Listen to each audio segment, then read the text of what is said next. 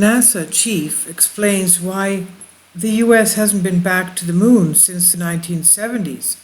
This on Sputnik News today. Last week, NASA announced that senior officials in charge of the manned space mission portfolio had been reshuffled amid growing impatience from President Trump to hasten the return of human beings to the moon's surface. NASA Administrator Jim Bridenstine explained why the U.S. suspended its manned lunar program, moon missions, over 40 years ago, and that what it will take for the U.S. manned space program to move forward with this again.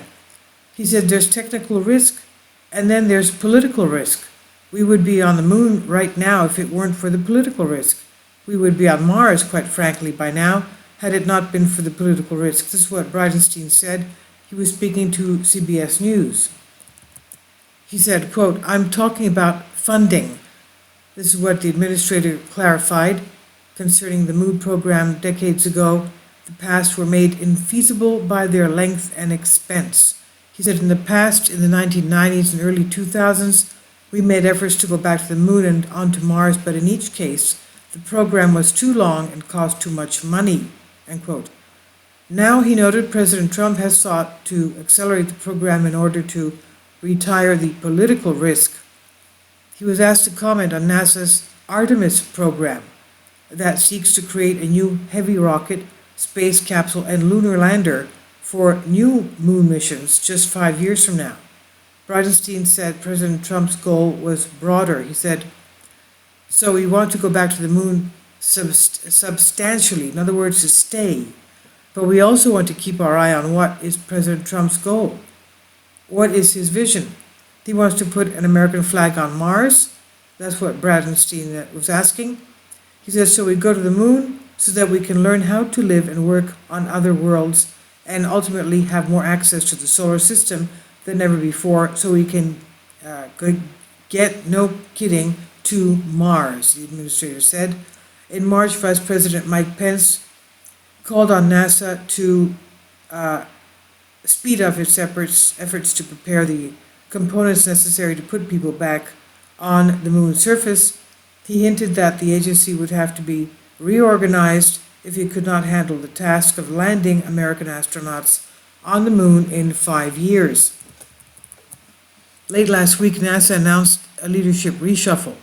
It named former astronaut Kenneth Bowersox as new acting associate administrator of the Human Exploration Program, amid apparent dissatisfaction with the pace of the progress that it was up to this point. Earlier this year, Bridenstine warned that the new $12 billion Space Launch System, SLS, Super Heavy Rocket Program under development by Boeing since 2011 is continuing to fall behind amid major cost overruns. The Orion crew vehicle, a U.S. European spacecraft designed to carry up to 4 astronauts into space, has faced similar problems, with the Government Accountability Office recently complaining about persistent delays and costs associated with the program, which has been engaged in testing since 2014.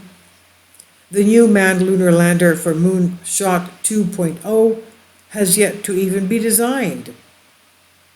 Now, in December 2072, astronauts from NASA's Apollo 17 mission blasted off from the moon and returned to Earth, with the mission becoming the last time humans would travel beyond low Earth orbit to another astronomical body in our solar system, the moon.